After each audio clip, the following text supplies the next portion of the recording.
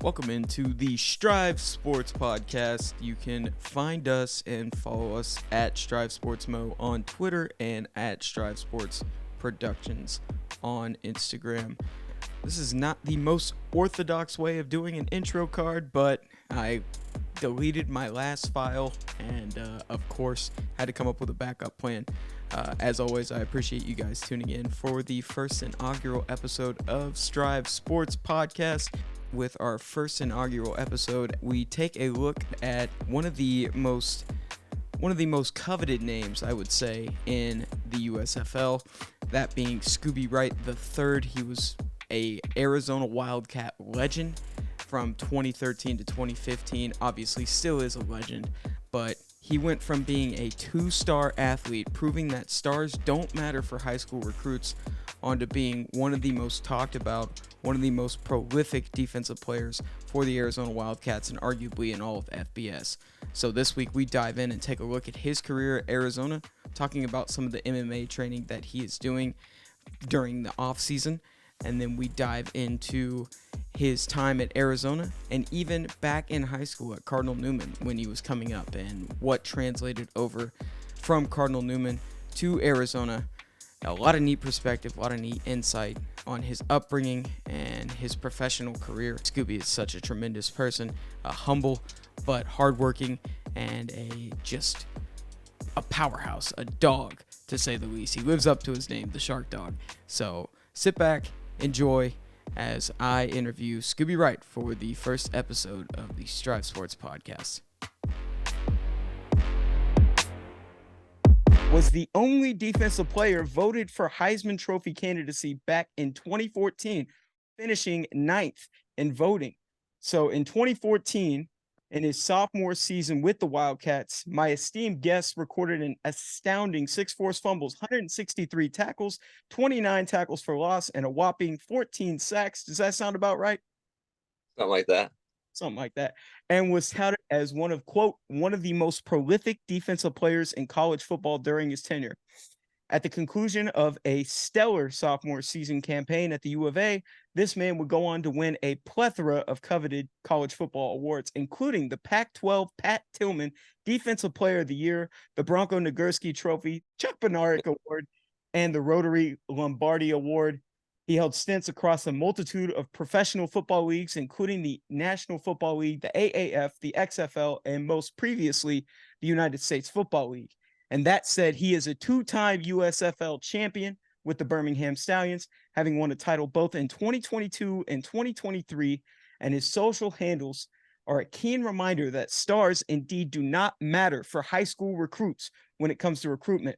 With that said, you can find him and follow him on Twitter, Instagram, at 2-Star Scoob. He is the one, the only Sharkdawg, Mr. Scooby Wright. Scoob, how you doing, buddy? Doing good, man. Thank you for having me on. I appreciate it. Yeah, no problem. Sorry about that long intro, and I appreciate you sticking through. Yeah, catch me up to speed. First and foremost, I think it's right that we kind of catch up. I know we talked off camera, but just kind of catch me up to speed on your off season, what you kind of been going through, and yeah, just take it from there, my friend. Yeah. So the month of July, I was pretty much just focused on getting healthy. Yeah. My calves are still very messed up from the season, so I was just focused on getting those right and being able to get back to training a little bit. Then I got back into doing my jiu-jitsu, and then last week my calves were just feeling good enough. I just started getting back into my striking and stuff. So then I think next week I'm going to go back into my full MMA training. So I'm looking forward to that. I'm going to start training at the American Kickboxing Academy in San Jose. That's a very, if you know MMA, that's a very great gym. So I'm looking forward to that. Yeah. And I got married July 28th to a high school sweetheart. We've been dating for almost 10 years. And then August 28th was my birthday. I just turned 29. There you go, man. Feeling old yet? No, I want to say I feel old. I just feel I do have to train a lot smarter, though. I will say that. Yeah. You know, you talk about being in the MMA. First icebreaker, I guess, in the evening here while I got you. I'm curious to know when your passion for the MMA started. I know that I guess somewhere along the lines, I read that you had kind of were pursuing a career in wrestling. But take me with the MMA. It kind of strikes me, no pun intended, strikes me, interesting that you've taken on that. I would say as a hobby. Would you agree? Yeah, I mean, I've competed in Muay Thai, I've competed in Jiu-Jitsu. I Mhm. was supposed to have my first MMA fight in 20, what was it? What year was the first year of the USFL 2022? Yep, correct. Yeah. So I was Yes. supposed to have my first MMA fight that spring Mhm. of 2022, but I decided to go play in the USFL. But yeah, I was planning to have my first MMA fight there at 185s Mhm. or catch weight 195s. We're trying to figure it out. And then yeah, it was I started doing Muay Thai when I was in well, even going back farther, I started doing boxing when I was in college. I Mhm. tore my meniscus and I messed up and I had a Lisfranc sprain on my foot, so I couldn't really run. So the Mhm. only thing I could do hit mitts. So my boxing coach or my strength coach in college, he was really good. He was big into boxing. Yeah. So for conditioning, we would hit the mitts and stuff, and then that's kind of sparked the fire a little bit. And then when I got healthy and stuff, going into a rookie year, when I could make my own training schedule, I was doing Muay Thai like 3 times a week just for like cardio and kickboxing and stuff and just staying in shape. But my Muay Thai coach, he trains fighters and stuff, so my technique has always been good and stuff. But then I started doing jiu-jitsu. So I've been doing Muay Thai since I've been about 21, and then I've been doing jiu-jitsu for about 4 or 5 years Okay. since like 20. I don't know. I think I was on the Patriots in what 2019. Yeah, but every year I was on the Patriots. That was when I started jiu-jitsu. What was kind of the so I mean you talked about you've always kind of had that passion. Have you ever been like a fan of the UFC, being able to watch that, and any certain fighters that you heavily influenced by, I'd say. Yeah, I mean, I remember my first MMA fight. It was Brock Lesnar and Frank Mir Mhm. when Frank got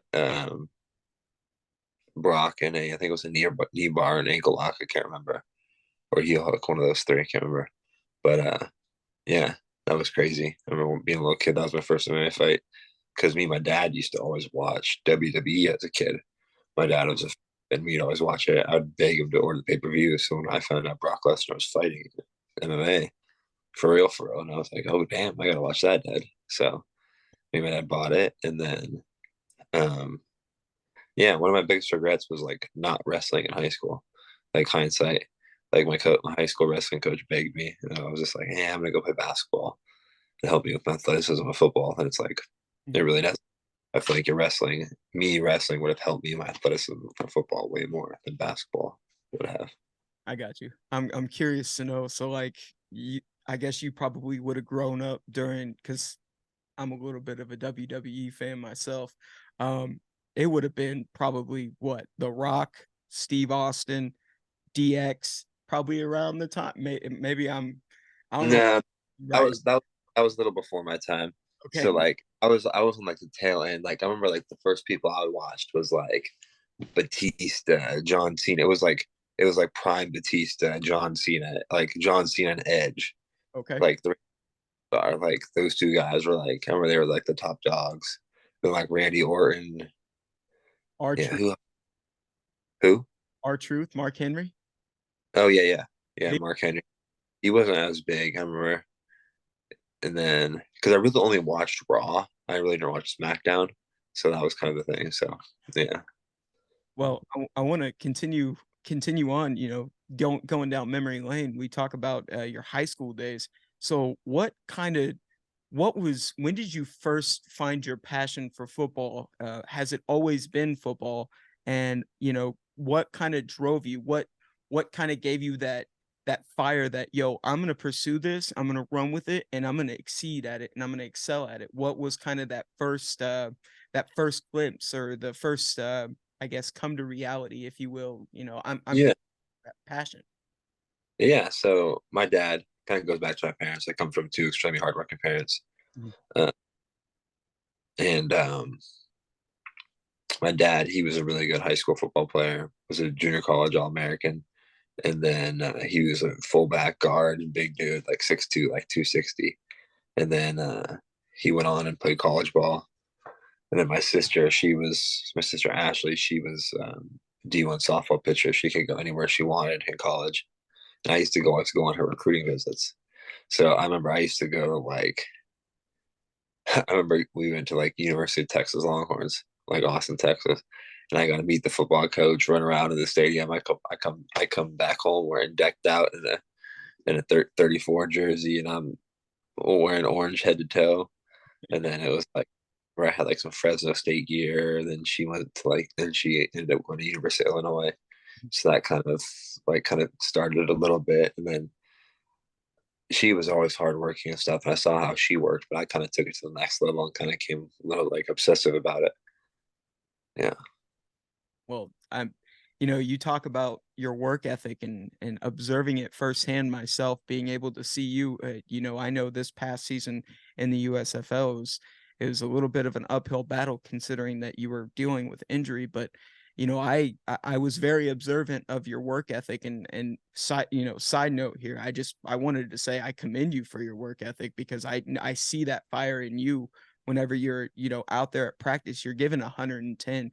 And I know that trial that you went through this past season, I know it's kind of injury bug is kind of you over the duration of your career. Would you agree?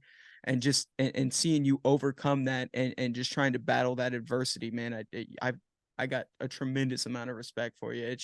It's hard to battle it. And, I've never been through a substantial injury, let alone played athletics, but it's crazy how much it's just insane to me to see like you continuously battling that and having to go through that. So I just wanted to say, Yeah. No, I appreciate that, bro. I mean, just kind of when you talk about like going to like adversity and stuff. So like when you're talking about like the injury bug, so I pretty much this is probably like one of my first times saying that. I've said solid. Like I got hurt at the worst possible times in my career. Like my junior year, all I had to do was stay healthy, and I was projected a second, third round pick. And then ended up playing my last college game at like 15 tackles. In my bowl game, ended up balling out, and I was pretty healthy. I was like on track, and then I ended up training down in Miami. I ended up getting mono during the combine period. oh my gosh, Nobody knew about that. So I was putting up like the worst numbers I've ever put up. And I was like arguing with like my trainers, like Pete Bomarito. And I'm like, yo, dude, like your program's not working for me. Like I can't figure it out. And he was like, had me lose a lot of weight too. And it was like, I don't know, it was a little different. Not blaming him or anything, but like just the nature of the situation. I did get mono during that time period, and that was kind of the worst thing possible. So after the combine, I went home and I had like, I don't know, probably like a good 8 weeks to get right before my pro day. And it was like, I did a mock pro day, like, I don't know, 5 days before my pro day at Arizona. And I was blocked at like a 4.75. And that's all I needed yeah, was like, it was a 4.75. Like it was whatever. Cause people knew I was fast on the football field, but people just didn't know my 40. But I ended up running a 4.9 at the combine. So people were like, okay, whatever. So ran a 4.75 at my mock pro day. My coach times me. And I was like, yeah, I really didn't feel like I was kicking it pretty hard. And I was like, okay, I'm going to go like 90%, 95. And fucking, excuse my language, pulled my hamstring. you're fine. I pulled my hamstring the 5 days before my pro day. Mhm. So I had to do my pro day. And I ran a 4.88 with a pulled hamstring on my pro day. And then after my first run at my pro day, I literally ran into the training room. One of our old trainers there was Dale. I was like, yo, Dale. I was like, my hamstring's done. I was like, I need this wrapped. So I literally finished my pro day with my hamstring wrapped. Doing linebacker. It was the worst. It was the worst experience ever. Before you get to Arizona, I slightly want to backtrack. Going back to Cardinal Newman, where you played, and for those that don't really know where Cardinal Newman is, I guess you could kind of explain where it's situated. Growing up in Santa Rosa, California, correct? If I'm not mistaken. Yeah, I grew up in Windsor. It's like a but like suburb of Santa Rosa. Yeah. Basically just your growing up in Santa Rosa or Windsor, and Yeah, how going through Cardinal Newman kind of shaped you and prepared you for the next step at the college level. gotcha. So my dad went to Cardinal Newman. That Okay. was it. So my dad went back there, and it was like 1980, and he played on one of the best teams ever in Northern California, in the California Interclassic football section. It's like one of the best in Northern California. It's like from San Francisco all the way up to the like Oregon border. Hmm. So his team was like one of the best teams in that time period from like 1983 to 1985.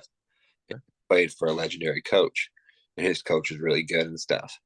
So when I was growing up, it was kind of always, it was like I took it like Friday Night Lights almost, like, oh, Cardinal Newman High School, like I was all in on it, man. Like going to the games on Fridays, being the ball boy, like that was me. Like I remember being, and then my coach Paul Cronin, Mhm. he at my then he took over a Cardinal Newman when I was doing like water boying and stuff. And I remember like being like, I don't know, 10 years old, and he'd be cussing dudes out at halftime. And I'd be sitting there watching it and just like seeing that energy and seeing that experience and that fire. And then yeah, and I was never like the best player growing up either. I was always like maybe like the fifth, sixth best player on the team. Yeah. I was never, like I was just kind of a mauler, just kind of a tough kid. I can just kind of beat people up. And then when I got to high school, I was like one of the first people ever to play um, JV as a freshman, and then I got pulled up later in the year to go play varsity as a freshman. So that was pretty cool. And then my sophomore year in high school, we had two pretty good linebackers. So my coach was like, "All right, Scooby, one of the best 11 guys on the field. We want you to play nose guard." And I was like, "What? Like, I ain't gonna play nose guard, coach. Like, I'm trying to play Division 1 linebacker. Like, I'm trying to play like pro, like college football at a high level." He goes like, "No, dude. Like, it'll work out. Like, trust me." And then it was funny because I just ran into him yesterday. I went to go speak at his high school, and he told the story when I went up there, and it was talking about how like being a team player and stuff, and sometimes making sacrifices that aren't so much beneficial to you, but beneficial to the people around you. So like that kind of was like eye opening for me a little bit. And he was really cool at like perspective and stuff. Yeah, my junior year I ended up being all state linebacker. So then I ended up playing linebacker my junior year. So that was pretty cool. And then I played offense too. I was a really good fullback. Then my senior year, I played pretty much everything. I was returning kicks, playing punts, like returning kicks, returning punts. Yeah, so my senior year, I ended up playing pretty much everything. I was like returning kicks, returning punts and stuff, playing offense, playing linebacker. My coach told this story yesterday. He goes, one time the newspaper got mad at me and called me a dirty player because I like was knocking kids out on like crackback blocks and stuff. And like I was super mean when I played. And I've always been like that, even since like a young age. I've always had that like intensity about me of like, hey, if this is allowed, I'm gonna go do it. Like no regrets type of things. So I've always had that fire about me, and I'm just kind of I've always just wanted to compete. That was my biggest thing. Is may not be the biggest, fastest, strongest, or whatever, but I might get after it no matter what. Yeah. No, I totally get that. And I was gonna, you bring up a good point because I was looking back on kind of like the recruitment process for you. I know that you obviously you lived through it, so you can definitely give the testimony, but seeing what like rivals did and it's kind of some BS, man. I mean, again, let me preface this, and I said it at the beginning in the intro. Like, stars do not matter for high school recruits. Yeah, They don't matter. But yeah, I mean, you took the Michael Jordan meme. I took that personally, and I'm sure a lot of people do. But like, did you really pay much? I'm certain you probably didn't pay much attention to it, but it also, in the same sense, gave you a lot of juice to be like, all right, I'm gonna prove to you what the hell I can do. yeah. No, that's a great question, Keegan. Um, so my junior year, we had this guy named Steven Thomason. He was a his junior year, my sophomore year, he was like all state, whatever, like I think Gatorade Player of the Year or something like that, or like runner up Gatorade Player of the Year. And then his senior year, my junior year, he won Gatorade Player of the Year. And he was like 5'10", 195 pound, like just tough ass white dude. Like played strong safety, had a full ride scholarship to go to Cornell. Mhm. And then Cornell pulled his scholarship last second, right, like last day before signing day. So he had no offers or whatever, Mhm. and ended up going playing rugby. Now he's on the Olympic sevens rugby team, and he never played football again after high school because he never got an opportunity. So I kind of saw how dark it could be on that one spectrum of how bad things could go, but still work out because now he's an Olympian athlete, like good for him. But so I've seen how it goes, and I was just fortunate enough to where I was 6'1", like 225 in high school, where I was right on the cusp of, hey, like linebackers are getting smaller and stuff. Yeah. I was the frontier of that. So like I was like gonna make it in that sense.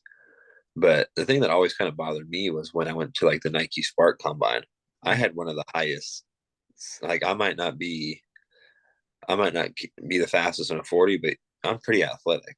Like, and so on the Nike SPARQ combine, I had like one of the highest scores in the country. So that really put me on the map.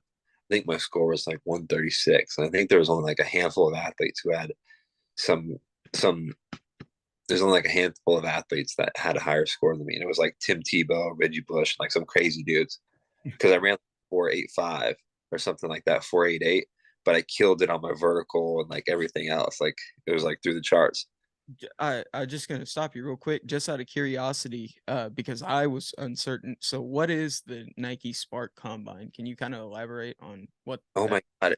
You don't know about the SPARQ combine? You're a child. My bad, man. Yeah, dude, a Nike SPARQ combine. That's like OG like Nike football at its finest, bro. So the Nike SPARQ combine, they ran your 40, like your 3 cone. You had like a chest ball, med ball pass for like how far you could throw it yards wise, and you had like a vertical jump. It was basically like a mini combine Okay. that like Nike put on. And then if you did really good at that, if you like put up numbers at that, Mhm. or if you were like a big time recruit, you got invited to this thing called the Nike training camp, which was the next day. It's up in Beaverton, isn't it? No, so this was even before that. It was like goes regional, then it goes that. Ah, So then it was like the Nike training camp, and there was all the top dudes like there. There was linebackers going to USC, Michael Hutchinson's, this and that. And I was like, these guys aren't that much bigger than me. They might be a little taller, but I'm sure if like we went into a room, I'd be the one walking out. Like like that was always my mentality. And, I went to that camp, and I was like, I finished like I remember leaving like I left the camp, and reporters were like, "Who's this Scooby Wright kid? He was killing it in one-on-ones, doing this and that." So it never really made sense in my head why schools never like I was never getting those offers and stuff, because there was dudes across town who were getting. He's one of my teammates. I love him. He's Elijah Qualls, but he was getting offers from USC, and he lives 15 minutes away, 20 minutes away from me.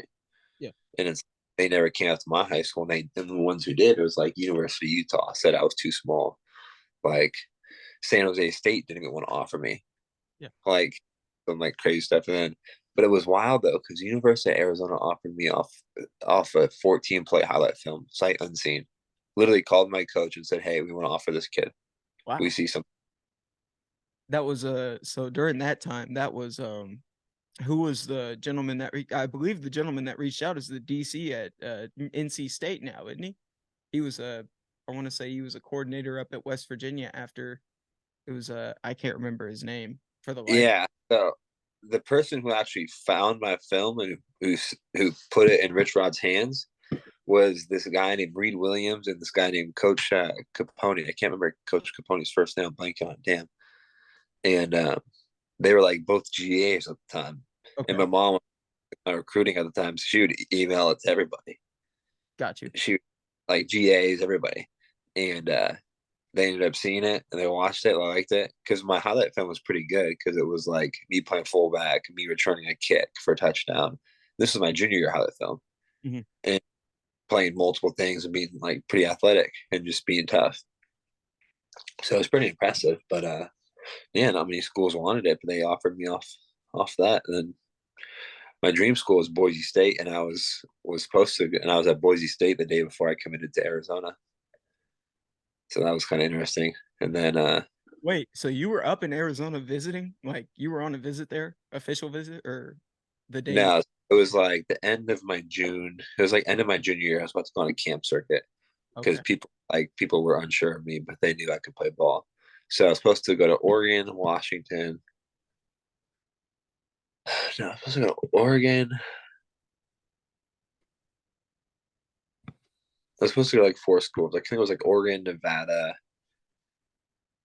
Washington, Boise State. And I remember I went to Boise State, and then so I went to Nevada. So we had our team camp where it was Sac State, where they were like, "Oh, you're too good enough. We won't offer you." And I was like, "What the fuck?" Like you guys know, but like the big school, Pac-12 schools won't offer me, so that's weird.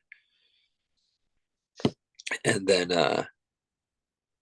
yeah, I was supposed to go to Washington. Then I went to Nevada camp, and they didn't want to offer me University of Reno.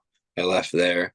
It was like me and three other guys, and they ended up offering the one guy that Yeah. day. He fought, and then um, I went to Boise State, and that was like my dream school, and ended up balling out, like killing dudes, like playing super good. And they're like, okay, well, we have all our scholarships for linebackers in this class, so we're gonna have to pull a scholarship. We'll get back to you tomorrow. I was like, okay, well, I'm going to Arizona in 2 days, so I'm just letting you guys know. And that was kind of like played bluff. I like trying to bluff them a little bit, and uh, and then I was like arguing with my parents about going to Arizona, Tucson. I was like, you guys are crazy if you think I'm gonna go live in the middle of the desert in Tucson, Arizona. I was like, there's no way. Like, you guys are nuts. And then we got there. All the coaches were outside sitting out front when we were getting there. So that was really cool. Just as like a sign of like mutual respect or whatever, which is really neat. And end of that day, I was committed. Hell yeah. So And did you? that was Oh, and that was like June 25th or something. I only remember it because of my parents' anniversary. So it was June 25th going into my senior year of high school. that's badass. So prior to arriving to Arizona, obviously names like Rob Gronkowski were on campus previously to you. I believe he was drafted, if I'm not mistaken, in like 2009 by the Patriots or 2010, if I Yeah. if I remember correct. Yeah. Nevertheless, my question is, did you pay attention to any of the talent that was funneling through Arizona? Did you have any idea about Arizona before No, I honestly didn't really know much about Arizona. you? I Mhm. knew them. I knew of them from softball because they're really good at softball. My sister was a softball player, Yeah. and that was like her dream school was at Arizona because they were like Jenny Finch was like her idol, so they were like number one in the nation at the time. Yeah. Yeah, yeah. And then I remember finding out when I went to go visit Arizona, Teddy Bruschi was an alum Mhm. of Arizona, and he was like one of my favorite players ever. And I remember me finding that out. I remember like, wow, like it was like pretty surreal moment. It's like a really dope moment. I remember because they have a huge like painting of him in the old weight room. Yeah. That's pretty sick. That's pretty sick. So, I mean, unless you want to kind of talk about the transition from there to Arizona, your first year, if I'm not mistaken, it was a pretty smaller role your freshman year, and then your sophomore year is when it really took off for you, right? No, not really. I started every game except for one game my freshman year. Okay. I was a Pac-12 honorable mention. I was a freshman All-American, Okay. true freshman American, or I was on the freshman All-American team. And then, yeah, it And was then just, I was and then gonna my sophomore year I did really well. go And ahead. then junior year I was hurt most of the year. I only played in 2 games. I tore a meniscus. First game of the year against Texas San Antonio. And then I tried to come back 21 days after surgery. And it was like a 6 to 8 week recovery. But I decided to come back 21 days after surgery to play in the game and ended up breaking my foot pretty much. It was my left knee, right foot, because I was compensating so much trying to play. Yeah. Wow. And Dude, then, yeah, the only game I played in that year was my junior year in 2015 was my bowl game year. there's not enough Toradol. There's not enough Toradol. There ain't enough numbing Oh, pain. be honest, I didn't take any. The only time I've ever taken Toradol was when in the XFL when I tore my patella. That's the only time I've taken Toradol ever. I Holy hate Toradol. shit, bro. That's that's Yeah, crazy. I yeah. hell no. So I want to ask about your the best season of your career. Were there any sort of like are there any moments that resonate with you throughout that year that were just like, yeah, I'm gonna remember this and cherish this forever beyond the accolades and the recognition? I'm talking about on the field, the opponents that you were playing week in and week out. Yeah, probably one of the most memorable things was when we played Arizona State my sophomore year in 2014 when we were both top 8 or top 10 in the country. Mhm. At one point, top 12. I can't remember off the top of my head, but it was like that's a huge rivalry. It's one of the oldest rivalries in college football if you look into it. And it was one of the times when they only time in schools, both schools' history, where they were ranked the highest. So I always took it as, wow, if these schools are the best they've ever been and they're playing against each other at the height of their peakness, that's like bragging. That's like the ultimate bragging rights. So that was pretty cool. And I remember we beat them at U of A's field, at our home field, and like fireworks are going on and stuff. And I balled out. I played really well. Got Pac-12 Player of the Week. But yeah, I just remember just being on the field and everybody's rushing around. That's sweet. You talk about Arizona State and obviously Pat Tillman, that is his alumni. Did you ever were you ever I don't know if you lived kind of through his era. Probably was a little for your time, but um did he have any sort of like did you ever watch any of Pat Tillman's highlights? Were you ever influenced by him? Did you ever see any of his stuff? Yeah, so he was a Bay Area NorCal guy. Okay. So he grew up about an hour, 15 minutes from me. So I kind of knew his story a little bit. And yeah, and I actually had his Cardinals jersey when That's I was a kid. So when he passed, my dad got it for me, and then I ended up playing for the Cardinals and seeing his um, shrine locker they still have there. So that was pretty cool, or not cool, but like I don't know. it's neat. It's really Yeah, neat. It's cool yeah, that that's homage to him and the sacrifice that he made for the country. And coming from a military family, I know that I respect Pat Tillman not only for the player he was, but to drop what his passion was and to go serve and fight. And that's just you envy that kind of person that's a leader in every stretch of the definition. my D line coach in college, Vince Amy, he went to ASU with Pat Tillman. They were boys, and he used to always tell me like, "Yeah, you guys have like a similar swag." So it's kind of funny. I guess we can pivot just a little bit while I got you here for maybe just a few more minutes. I want to talk about the state of college football, and I've self-proclaimed this as CFB. Is it gerrymandering? Typically, they use it in politics where they're realigning different jurisdictions so that they can earn more electorates. Well, in this case, they're realigning like certain jurisdictions, certain college conferences, so that they can accrue more television deals and possibly monetize even more. Now, with the fluctuation of losing and gaining different colleges going everywhere, um, I'm just going to get right into it. Obviously, Arizona signed off on moving to the Big 12 that is effective as of August of 2024. I know you're a Pac-12 guy. That probably hit home with you. I noticed on your social media, I think you posted like a coffee mug with the Pac-12 emblem or something. Um, Yeah, just kind of first and foremost, take me through like the significance of growing up a Bay Area kid and being in the Pac-12, being around the Pac-12, and even the Pac-10 at the time. Just yeah, tell me what it means to the people out west and to see everything kind of just change right before your eyes. yeah. So grew up a huge USC fan. Like on their peakness with like Ray Maluga and Clay Matthews, Brian Cushing.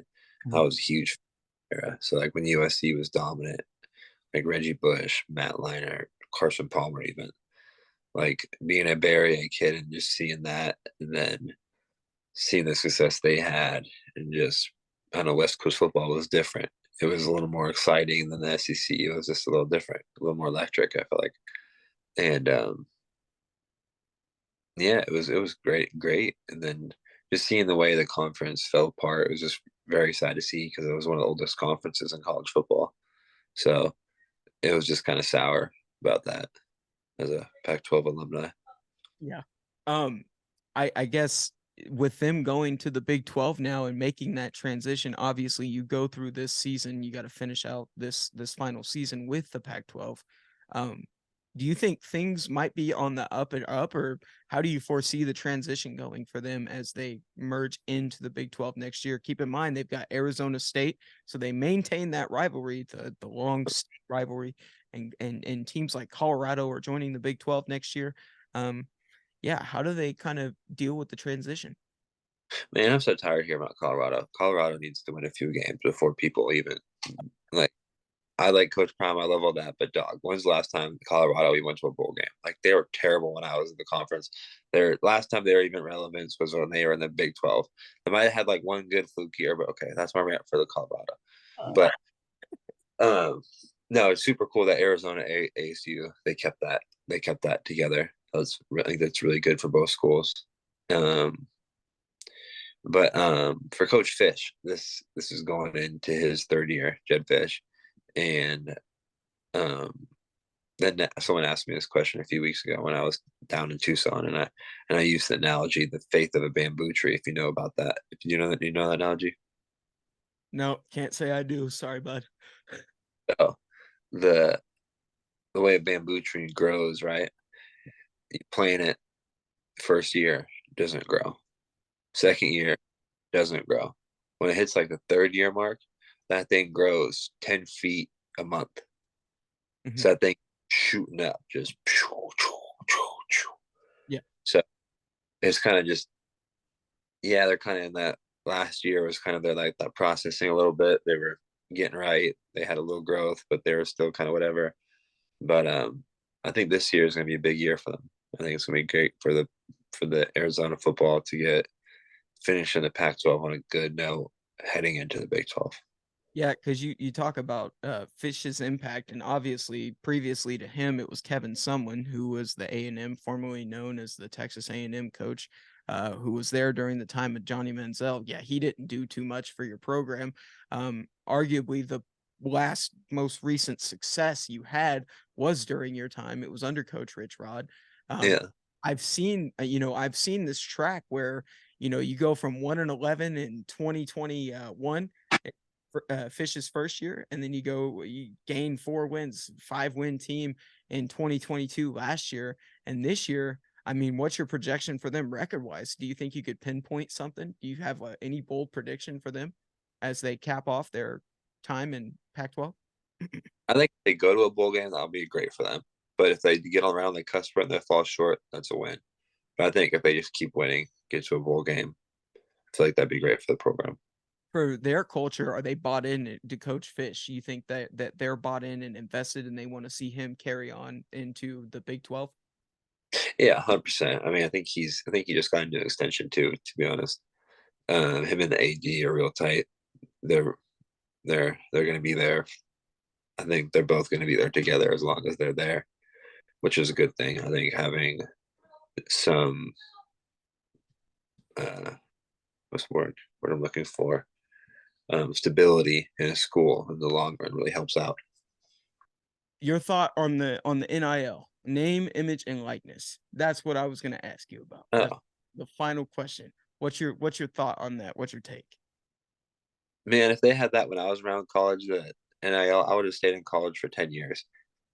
Like, I would have red shirted, gray shirted, purple shirted if they would have let me. I think it's great for the student athletes, is great, but I feel like there needs to be some kind of handle on it for guys transferring schools just to get more money. I feel like there needs to be a better handle on that. Well, I do appreciate it once again, man. Appreciate your time as always. You've been listening to the Strive Sports Podcast. See you next week for the next one. Appreciate you, Scoob. Yeah, having me on, big dog. Thanks, man.